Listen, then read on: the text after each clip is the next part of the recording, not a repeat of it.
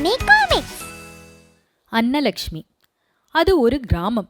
அந்த கிராமத்தின் நடுவே ஒரு கோவில் இருந்தது.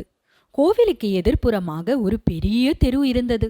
அந்த தெருவில் ஒரு 60 வயதை கடந்த ஒரு பாட்டி உணவு விடுதி ஒன்றை நடத்தி வந்தார். அந்த ஊரில் அது ஒன்றுதான் சுமாரான உணவு விடுதி. பாட்டி இட்லி தோசை என்று காலை உணவும் மதியம் சாப்பாடும் தயார் செய்து கொடுத்து வந்தார். பாட்டி தயார் செய்து கொடுக்கும் இட்லி தோசையும் சுமார் ரகம்தான். சாம்பாரும் சட்னியும் தண்ணீராக இருக்கும். சாப்பாட்டில் சாம்பார் சுவை குறைவாகத்தான் இருக்கும். அந்த ஊர் மக்கள் வேறு வழியின்றி பாட்டியிடம் தேவைப்படும் போது சாப்பிட்டு வந்தார்கள். அந்த ஊர் கோவிலுக்கு வருபவர்களுக்கும் அந்த பாட்டி உணவு விடுதிதான் போயாகணும். அந்த உணவு விடுதி ஒன்றுதான் வயிற்றுப்பசியை தீர்க்க இருந்தது. அப்படி இருக்கும்போது அந்த ஊருக்கு ஒரு இளம் பெண் தன் கணவருடன் குடிவந்தாள். அவள் பெயர் அன்னலக்ஷ்மி. ஒரு சமயம் அவளுக்கு உடம்பு சரியில்லாமல் போக பாட்டி கடையில் இருந்து உணவு வாங்கி சாப்பிட்டாள். ஆனால் அதில் ருசியோ தரமோ இல்லை என தெரிந்து கொண்டாள் அன்னலக்ஷ்மி. அவளுக்கு ஒரு யோசனை தோன்றியது. ஏன் நாம் நல்ல உணவு விடுதி ஒன்றை நடத்தினால் என்ன என்று யோசித்தாள். நல்ல இட்லியும் தோசையும் அத்துடன் ஆப்பமும் நல்லபடி செய்து கொடுத்தால் வியாபாரம் நன்றாக இருக்கும் என்று நினைத்தாள். அதை அவள் கணவரிடம் சொன்னாள். அவள் கணவனோ உன் இஷ்டப்படி செய் என்றான். அவள் மடமட என தன் வீட்டு முன்பக்கம் முற்றத்தில் ஒரு உணவு விடுதி உருவாக்கிவிட்டாள். அப்படியே அவள் ஒரு போர்டை வைத்தாள். அதில் சூடாக இட்லி தோசை ஆப்பம் கிடைக்கும், அதுபோக தொட்டுக்கொள்ள உருளைக்கிழங்கு குருமா கடலைக்கரையும் கிடைக்கும் என போர்டும் வைத்தாள். இட்லி தோசை மட்டும் அல்லாது ஆப்பமும் செய்து கொடுத்து சூடாக அவள் பரிமாறும் விதம் பார்த்து அந்த ஊர் மக்களுக்கு அவள் சமையல் ரொம்ப பிடித்து போய்விட்டது.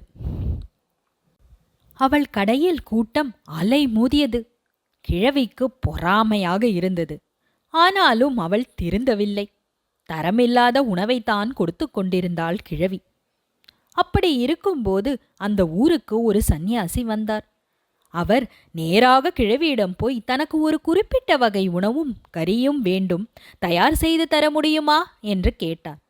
ஆனால் கிழவி அவர் சொல்வது புரியாமல், எனக்கு அப்படி ஒன்றும் தெரியாது, இந்தா அங்க புதுசா ஒருத்தி வந்து உணவு விடுதி தொடங்கி இருக்கா, அவகிட்ட போய் கேளு என்று விரட்டிவிட்டாள். சந்நியாசியும் புன்சிரிப்போடு அன்னலக்ஷ்மி உணவு விடுதிக்கு வந்தார். அன்னலக்ஷ்மியிடம் தனக்கு வேண்டிய உணவை சொன்னார். அன்னலக்ஷ்மி புன்சிரிப்போடு அதை செய்து தருவதாக சொன்னாள். அந்த சந்நியாசி, நீ எனக்கு பிடித்த மாதிரி உணவு தயார் செய்து தந்தால் உனக்கு 1 பவுன் தங்க காசு தருவேன் என்றார். அவர் கேட்டது இதுதான்: மல்லிகை பூவில் செய்த சாதம், திரிந்த பாலில் கலந்த பழக்குழம்பு, பூவால் செய்த கூட்டு முடியுமா என்று கேட்டார். அங்கு உணவு சாப்பிட்டவர்கள் எல்லோரும் குழப்பமாக பார்க்க அன்னலக்ஷ்மி தான் தயார் செய்து தருவதாக ஒப்புக்கொண்டாள். அதனால் சந்தோஷமடைந்த அந்த சந்நியாசியும் சிரித்துக்கொண்டே அன்னலக்ஷ்மியை பார்த்து, நான் போய் கோவில் குளத்தில் குளித்துவிட்டு கோவிலுக்கு போய்விட்டு வருகிறேன், நீ உணவை தயார் செய்து வை, நான் கேட்ட உணவை தந்தால் உனக்கு 1 தங்கக்காசு இலவசம் என்று சொன்னவர் மறுபடியும் சிரித்துக்கொண்டே அவர் குளத்துக்கு குளிக்க கிளம்பினார். மடமடவென அவர் கேட்ட உணவை தயார் செய்தாள் அன்னலக்ஷ்மி.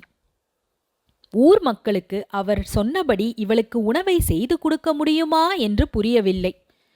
அதனால் எல்லோரும் பார்க்க ஆவலாக இருந்தார்கள்.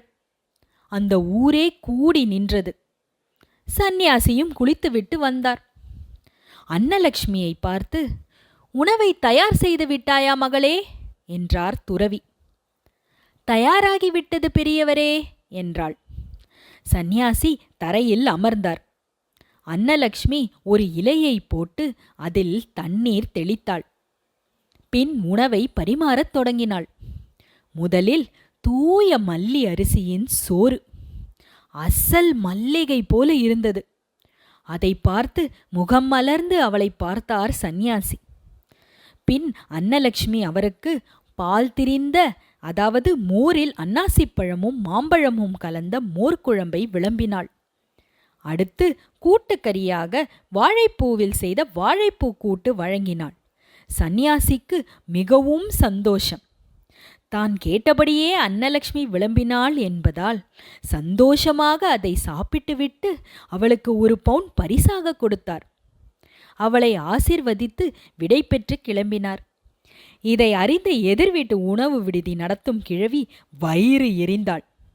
ஆனால் அன்னலக்ஷ்மியை ஊரே கொண்டாடியது. நாம் செய்யும் செயல் யாரையும் துன்புறுத்தாமல் எல்லோருக்கும் நன்மை பயக்கும்படி இருக்க வேண்டும். அது நம்மையும் வாழ வைத்து பிறரையும் வாழ வைக்கும். நாம் அன்பாக செயல்பட முடிவு எடுப்போம்.